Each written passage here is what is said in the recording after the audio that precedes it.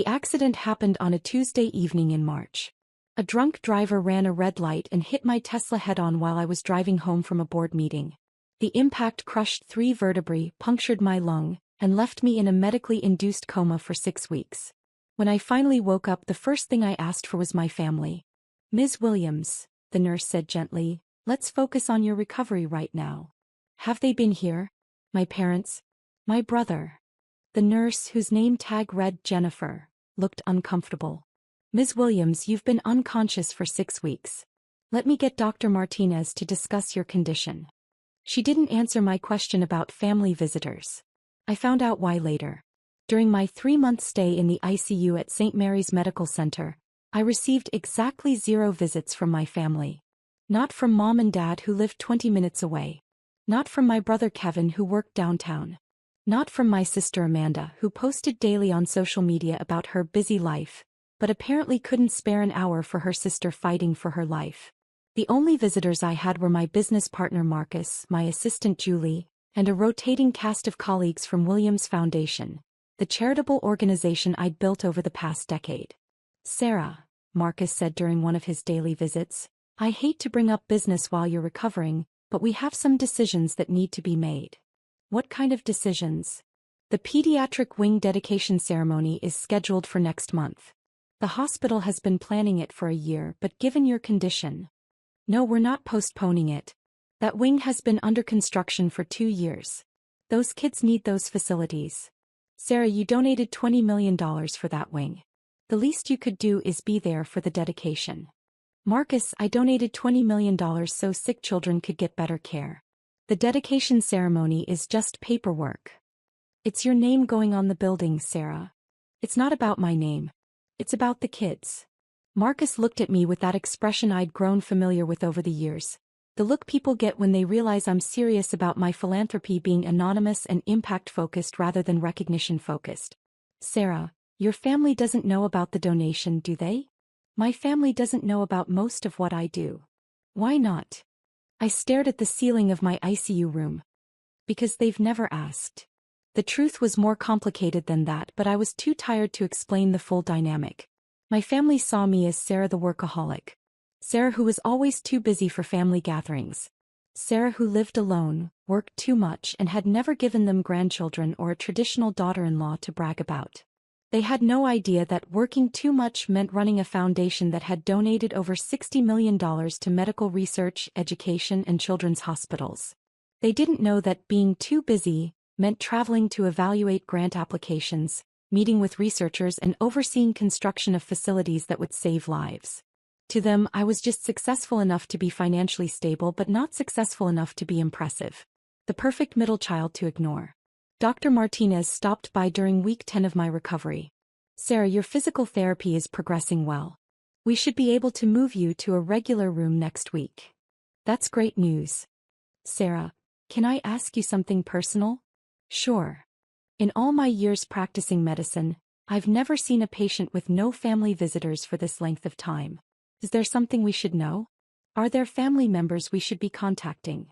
"They know I'm here, Dr. Martinez." "And they haven't come?" "Apparently not." "Sarah, you've been critically injured. You nearly died.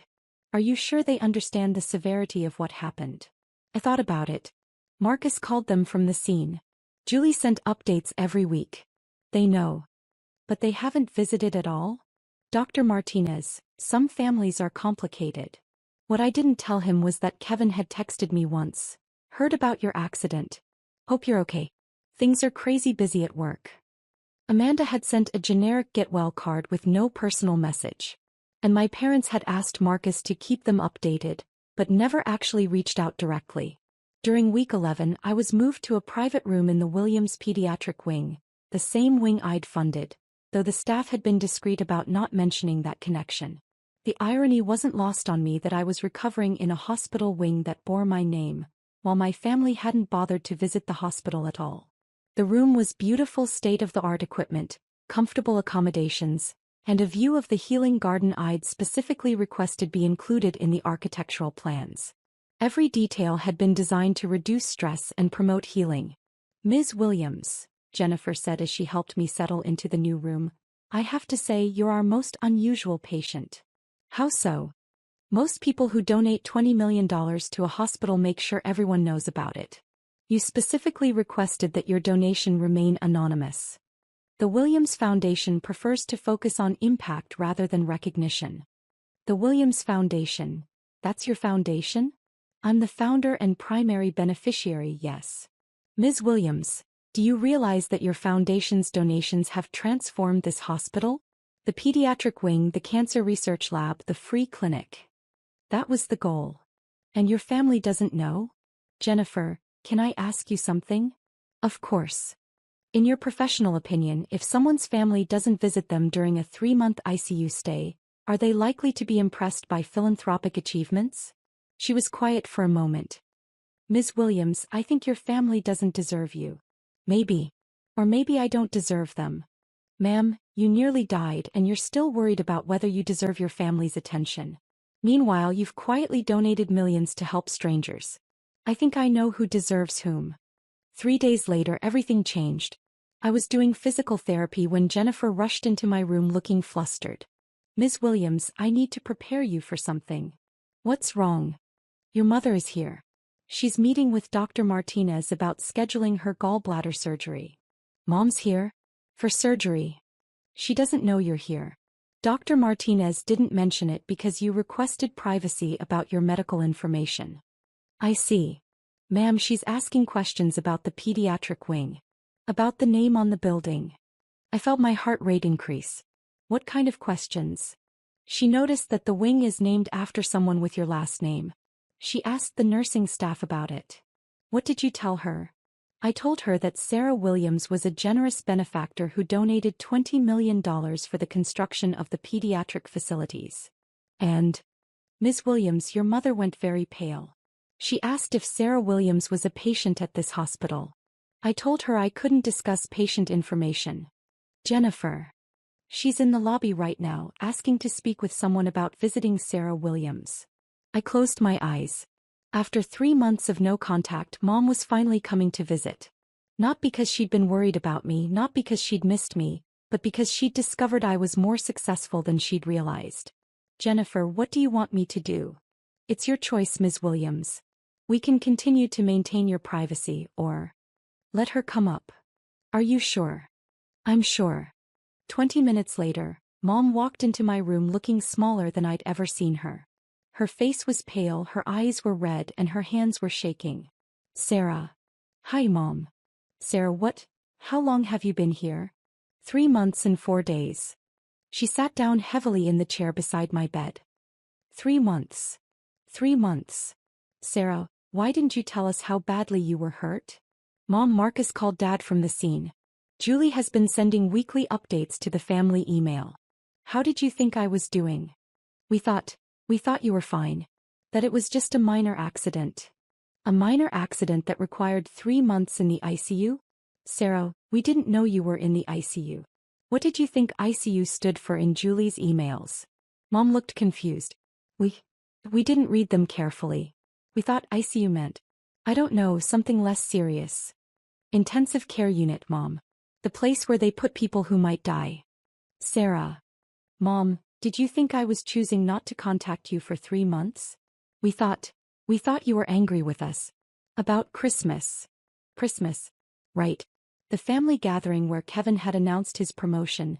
Amanda had showed off her new house, and I'd been asked why I wasn't married yet and when I was going to settle down and start a real family. I wasn't angry about Christmas, Mom. Then why didn't you call? Because I was unconscious for 6 weeks and in intensive care for the rest. Mom started crying. Sarah, I'm so sorry. We didn't understand. Mom, can I ask you something? Anything. Why are you here now? Because I found out you were hurt and... Mom, you've known I was hurt for 3 months. Why are you here today specifically? She looked down at her hands. Because I saw your name on the building. And... because the nurse told me you donated $20 million to build the pediatric wing. And that changed something? Sarah, we had no idea that you had $20 million? I let that sit for a moment. So you're not here because you were worried about my health. You're here because you found out I'm wealthier than you realized. That's not. Sarah, that's not fair. Isn't it? We thought your business was just... We didn't know you were running a foundation. You didn't know because you never asked. Sarah. Mom, for 10 years, you've introduced me to people as your daughter who works in charity stuff. You've never once asked what that charity work involved, how much money we manage, or what kind of impact we're making. We thought it was small. You thought it was unimportant. No, that's not. Mom, last Christmas, Kevin bragged about his $50,000 bonus. Amanda showed off her new kitchen renovation. And when people asked what I did for work, you said I was still figuring things out. Sarah, we didn't mean still figuring things out. At 34 years old. After building a foundation that's donated $60 million to medical research and children's hospitals. Mom was quiet for a long moment. 60 million. 60 million. Sarah, how is that possible? It's possible because I've been building something meaningful instead of just building a bank account. But where did the money come from? I developed medical software in my 20s. Sold the company for $120 million when I was 30. I could have retired, bought a mansion, traveled the world. Instead, I started the Williams Foundation. You never told us about selling a company. I tried to. At Kevin's wedding reception, I mentioned that I'd had a successful exit from my startup. Dad said, "That's nice, sweetheart," and changed the subject to Kevin's honeymoon plans. We didn't realize. You didn't listen. There's a difference. Sarah, we're listening now. Are you? Or are you just impressed by the dollar amounts? Mom was quiet for a moment. Sarah, what do you want me to say? I want you to say that you're sorry you didn't visit me when I was dying. I'm sorry, Sarah. I'm so sorry.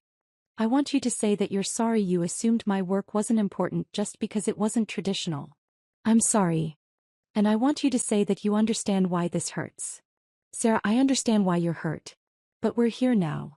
You're here because you found out I have money, Mom. That's not the same thing. Sarah, that's not fair. We're here because we love you. Do you? Because for 3 months, your love wasn't strong enough to motivate a hospital visit.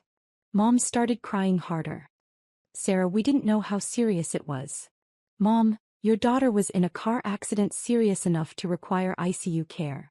Whether I had $20 or $20 million, shouldn't that have warranted a visit? Yes. Then why didn't you come? Because we thought you were fine. Because you're always fine. You're always handling everything, managing everything, succeeding at everything. We thought you didn't need us. I almost died, Mom. I know that now. And for 3 months I was alone. Sarah. Do you know who visited me? Marcus, who's my business partner but has become more like family than my actual family. Julie, my assistant, who brought me flowers every week and read me updates on the kids in the pediatric ward. Board members from the foundation who wanted to make sure I was okay, not because I'm rich, but because they care about me as a person. Sarah, we care about you too. Do you? Because caring about someone usually involves showing up when they need you. Dr. Martinez knocked on the door. Ms. Williams, I hate to interrupt, but we need to discuss your mother's consultation. Of course, Doctor. Mrs. Williams, I understand you're here for a gallbladder surgery consultation? Mom nodded, looking embarrassed. Dr. Martinez, I said, can you give Mom the VIP treatment? Make sure she has access to the best surgical team and a room in the new wing.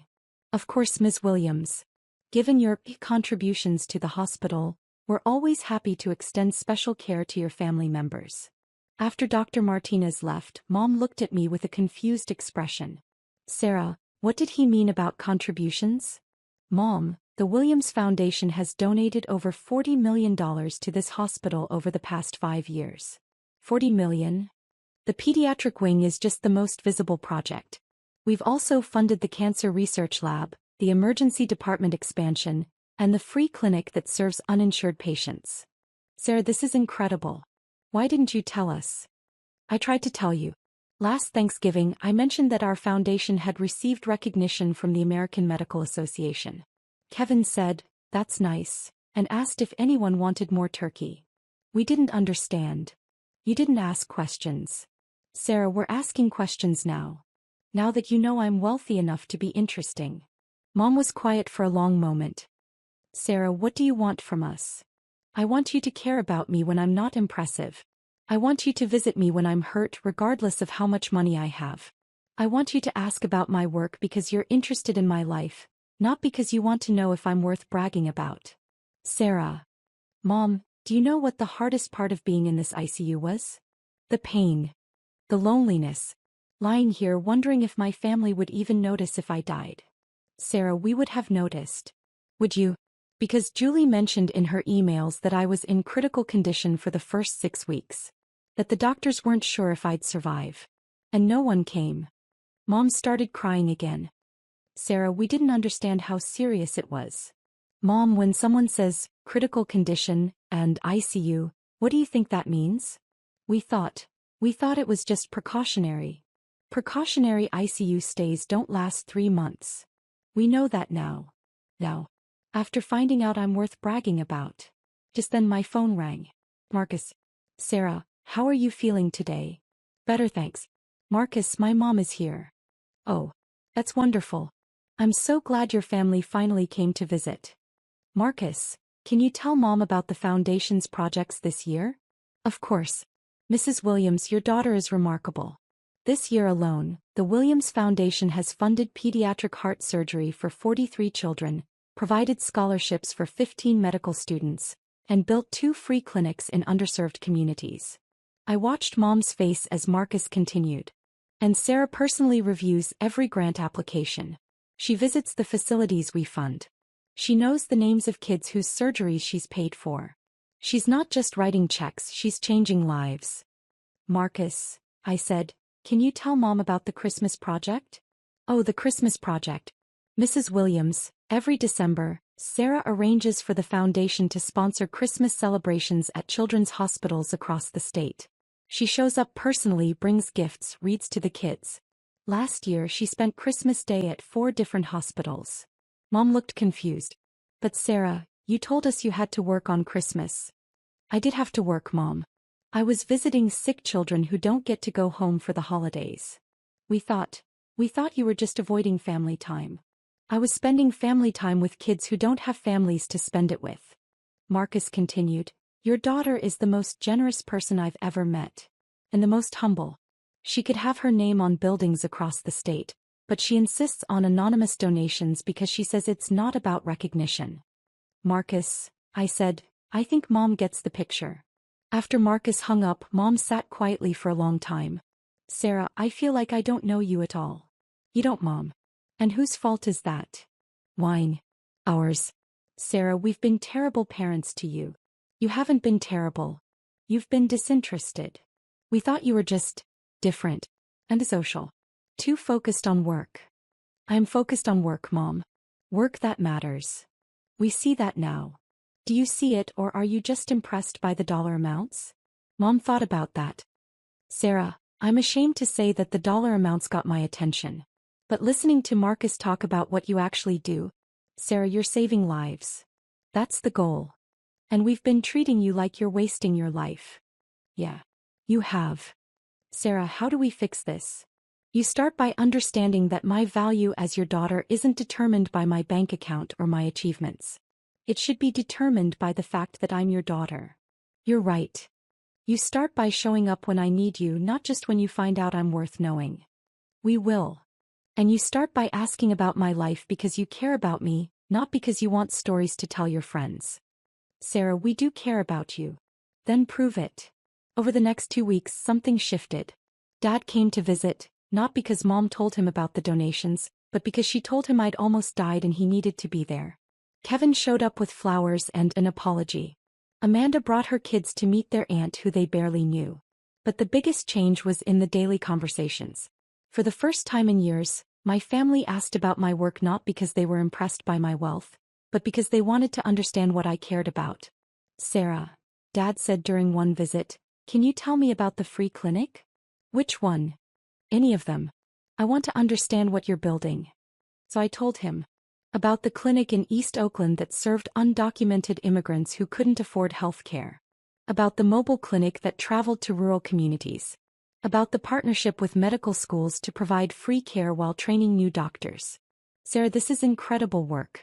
Why didn't you tell us about this before? Dad, I tried to tell you last Christmas.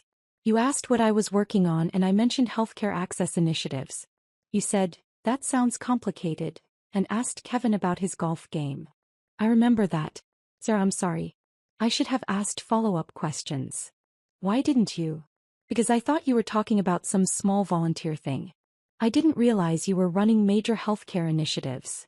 Dad, even if it had been small volunteer work, shouldn't you have been interested because it mattered to me? He was quiet for a moment. Yes. You're right. The size of the work isn't what makes it worth caring about. The fact that it matters to your daughter is what makes it worth caring about. I understand that now. 6 months later, I was fully recovered and back to running the foundation. But something fundamental had changed in my family relationships. My parents started asking about my work regularly, not because they were impressed by the scale but because they wanted to understand what I cared about. Kevin started volunteering at one of our free clinics. Amanda began organizing fundraisers for pediatric cancer research. My parents attended the dedication ceremony for the new emergency wing we'd funded. But most importantly, they learned to value me for who I was, not what I'd accomplished. The accident taught my family a hard lesson about priorities. When someone you love is lying in an ICU bed, their net worth doesn't matter. Their job title doesn't matter. The fact that they're your family member fighting for their life is what matters. And I learned something too, that sometimes people need a shock to realize what they've been taking for granted. Now when I visit the Williams Pediatric Wing, I see my name on the building and I think about all the children who will receive life-saving care there. But I also think about how that building taught my family to see me clearly for the first time in years. The best gift wasn't the $20 million I donated to help sick children. The best gift was discovering that my family was capable of loving me for who I am, not just what I can provide. Sometimes the most generous thing you can do is give people the opportunity to be better than they've been. My family rose to that opportunity, and our relationships became stronger than they'd ever been before. The hospital wing bears my name, but it represents something bigger than my donation. It represents the power of showing up for people when they need you most, regardless of what they can do for you in return. That's a lesson worth $20 million.